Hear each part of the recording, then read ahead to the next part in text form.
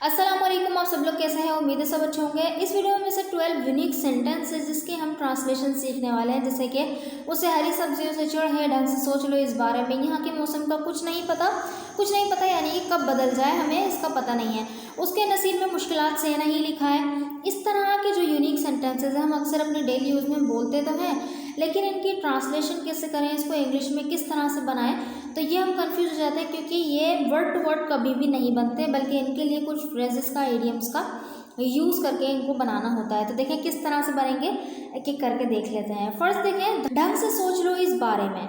ढंग से सोच लो इस बारे में यानी अच्छी तरह से सोच लो, हर जाविये पे इसके गौर कर लो।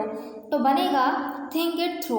तो ये एक फ्रेज है, इसका मतलब होता है थिंक समथिंग थ्रू। ठीक है, तो इसका हम यूज़ कर रहे हैं यहाँ पे। तो थिंक इट थ्रू, ढंग से सोच लो इस बारे में। नेक्स्ट सेंटेंस देखें, आपको इस बारे में अच्छे से सोच लेना चाहिए था। तो बनेगा you should have thought this through.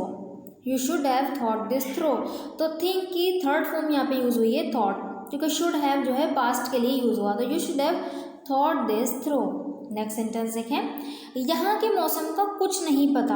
यहाँ के मौसम का कुछ नहीं पता से मुराद ये है यानी कि कब बदल जाए इसका हमें नहीं पता, यानी हम इसको जो है प्रिडिक्ट नहीं कर सकते, इसके बारे में कोई पेशन गोई नहीं कर सकते यहाँ के मौसम कब से क्या हो जाता है।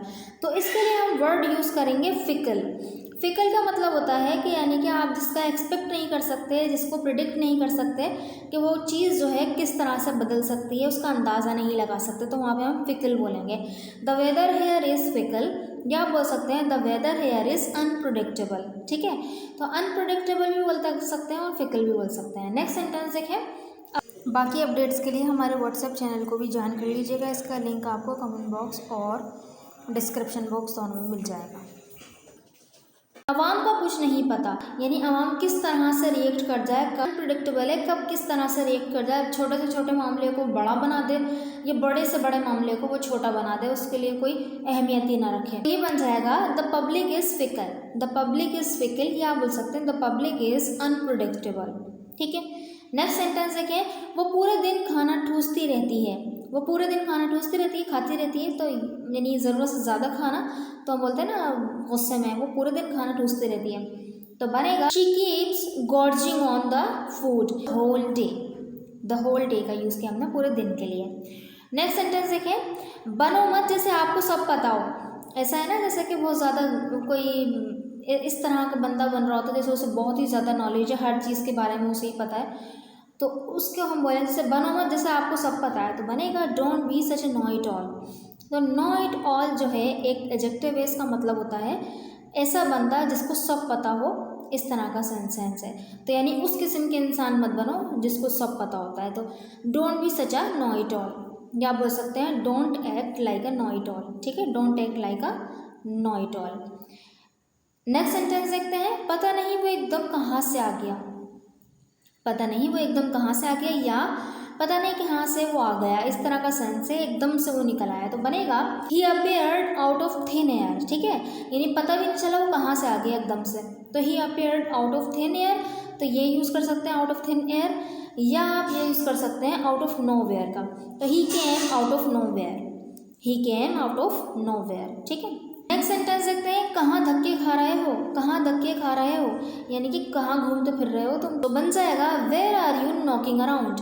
नॉक अराउंड मतलब इधर उधर मारे मारे फिरना, धक्के खाना। ठीक है, ख्वार होते फिरना, तो नॉक अराउंड का यूज़ होता है। तो where are you knocking around, where are you knocking around. Next sentence देखें, उसके साथ कहाँ धक्के खाते फिर रहे हो। उसके साथ कहाँ धक्के खाते फिर रहे हो।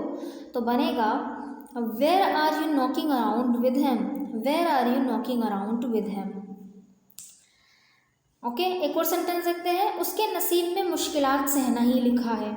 उसके नसीब में मुश्किलात सहना ही लिखा है। तो किसी के नसीब में कुछ लिखा होना, इसको हम किस तरह बोलते हैं, तो देखें he is destined to face hardship. तो डेस्टिन्ड टू का यूज़ करते हैं, तो he is destined to face hardship. Next sentence, मेरे नसीब में गरीब होना ही लिखा है।